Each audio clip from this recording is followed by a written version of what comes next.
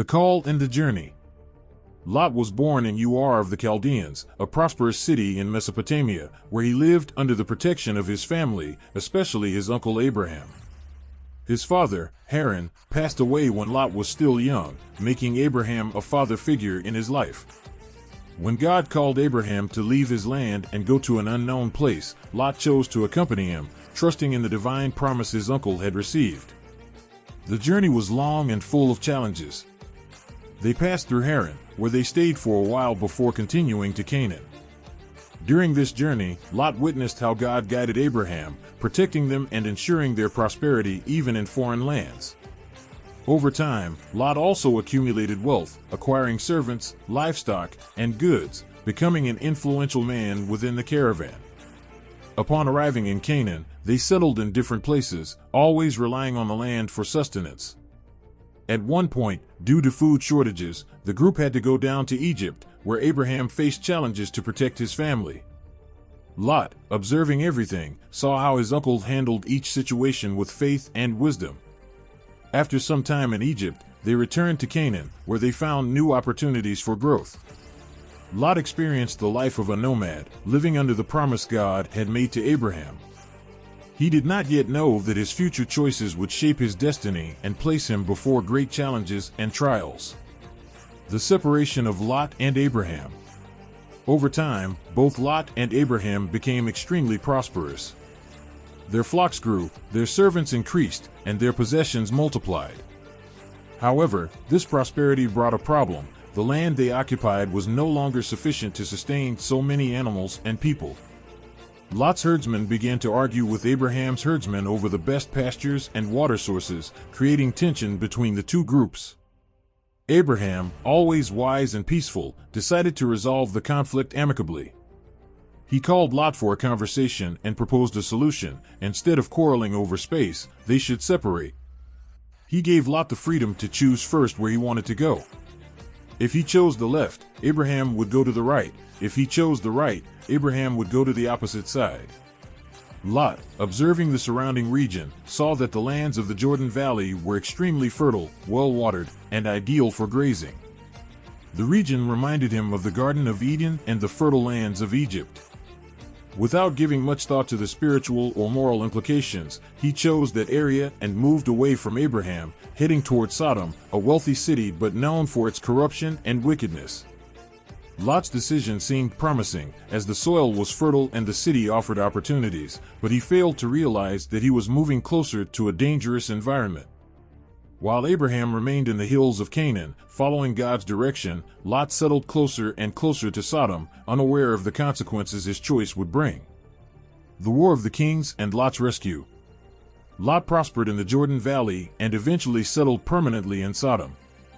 The city offered security and comfort, but its corruption was evident.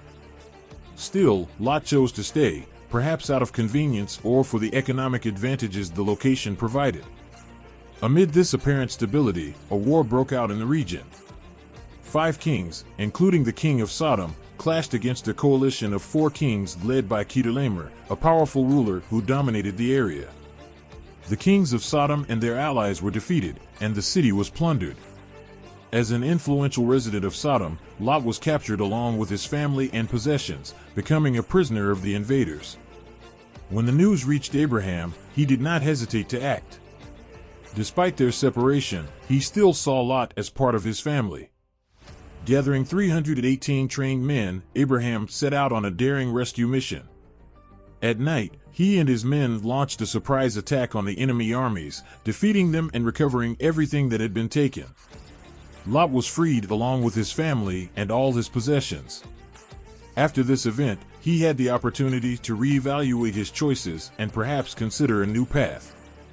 However, he decided to return to Sodom, ignoring the clear warning that the city was not a safe place.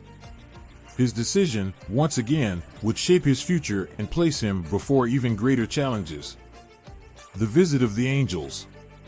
Time passed, and Sodom became even more corrupt.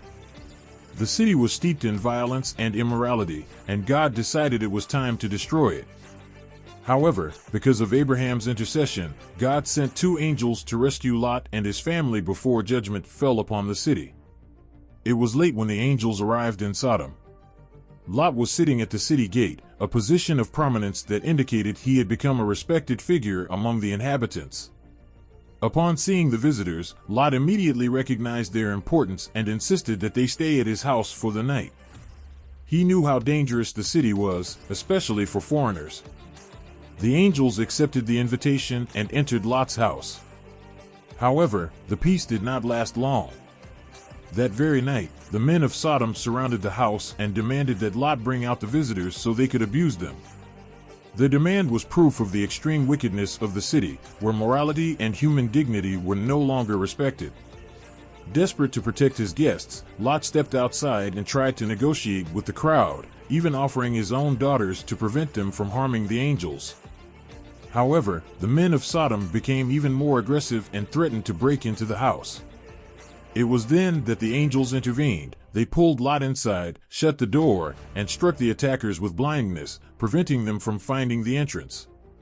At that moment, the angels revealed to Lot the purpose of their visit. God had decided to destroy Sodom and Gomorrah because of their wickedness.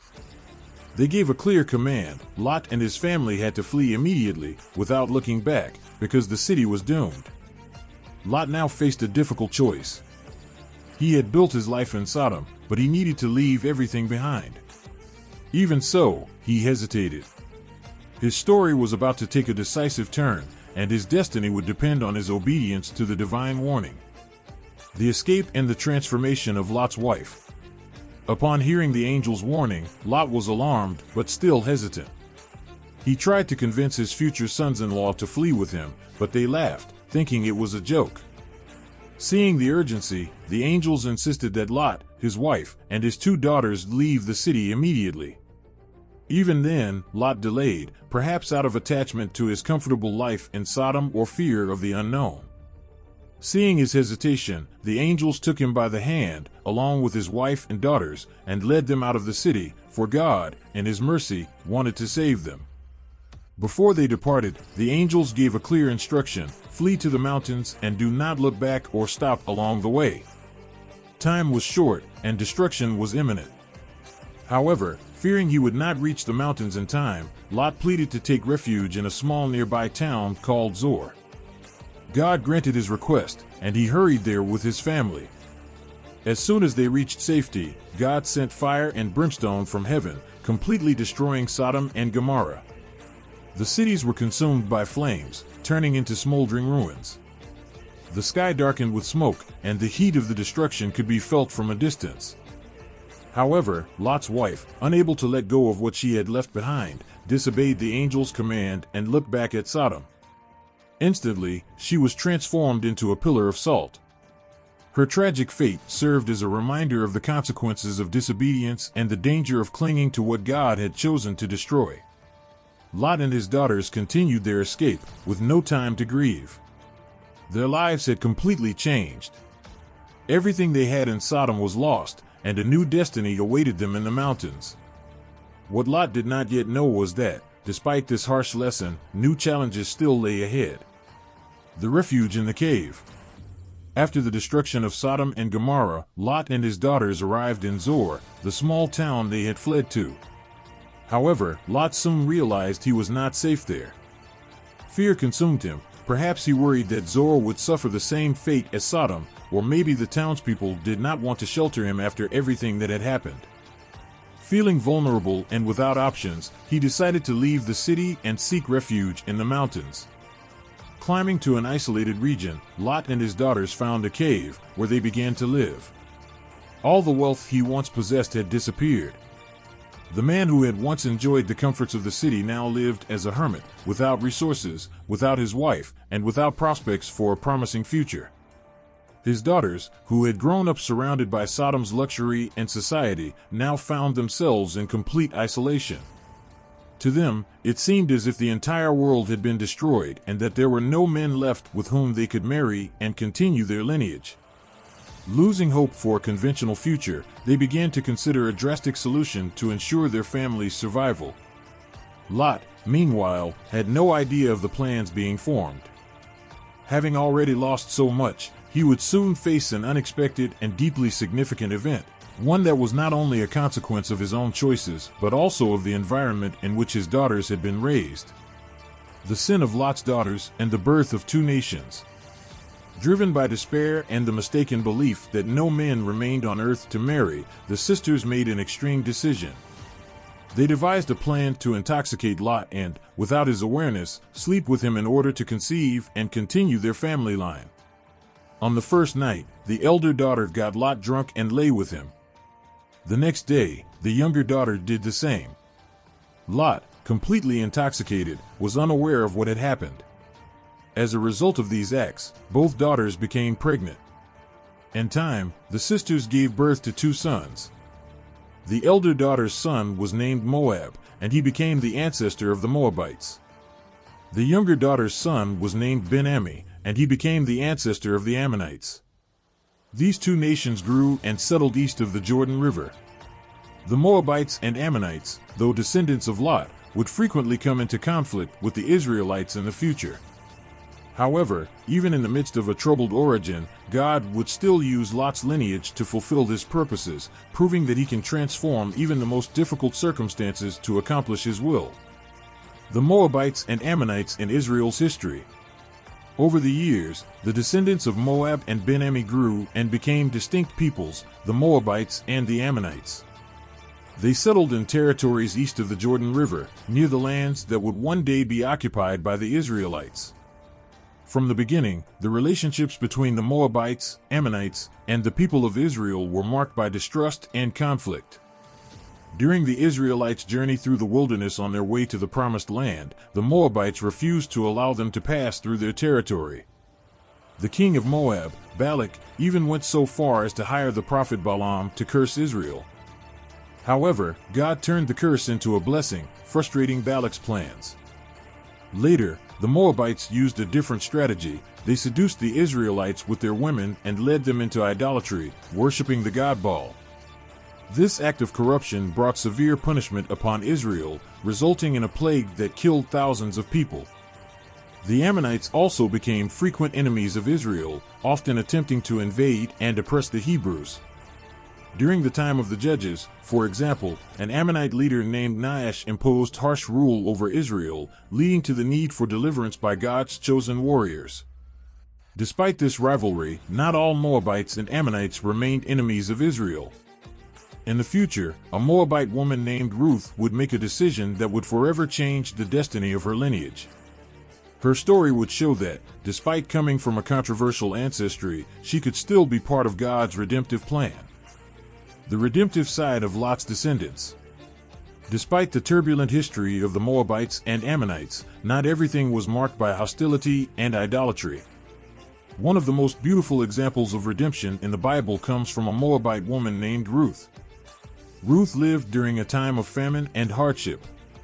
She married an Israelite man who had moved to Moab with his family in search of better living conditions. However, her husband passed away, as did her father-in-law and brother-in-law, leaving Ruth, her sister-in-law Orpah, and her mother-in-law Naomi widowed and without support. When Naomi decided to return to Israel, Ruth had the chance to stay in her homeland and rebuild her life. However, she made a surprising choice. She decided to follow her mother-in-law to Bethlehem and trust in the God of Israel. Her words became famous in history: "Your people will be my people, and your God will be my God." In Bethlehem, Ruth proved to be hardworking and faithful. While gathering grain in the fields for sustenance, she caught the attention of Boaz, a wealthy and righteous man who was a relative of her late husband's family. Over time, Boaz married Ruth, and from their union, a son named Obed was born, who would become the grandfather of King David. This means that Ruth, a Moabite, became part of Israel's royal lineage and, later, the lineage of Jesus Christ. This fact demonstrates that, despite the circumstances of her origin, God can transform any story and include even those from enemy nations in his plan of redemption. Ruth's story shows that Lot's descendants, despite their failures and conflicts, were not forgotten by God. Divine grace always opens paths for those who choose to follow his will. The legacy of Lot. Lot's story is marked by choices and consequences. From his decision to separate from Abraham to his escape from Sodom, every step shaped his destiny and that of his descendants. Although he was a righteous man living in a corrupt city, Lot often showed weakness, hesitating in the face of divine warnings and clinging to the comforts of Sodom. His story serves as an example of the difficulties that arise when living close to sin and the importance of fully trusting in God. His descendants, the Moabites and Ammonites, became nations that frequently fought against Israel but also had moments of reconciliation. The story of Ruth, a Moabite who became part of David's lineage and, ultimately, the lineage of Jesus, demonstrates that God can transform any story to fulfill his purpose. Lot's legacy teaches us about the consequences of choices, God's mercy, and the possibility of redemption, regardless of one's origin or past mistakes. His name is recorded in Scripture not only as a man who survived the destruction of Sodom, but also as someone whose descendants played a significant role in God's divine plan for humanity.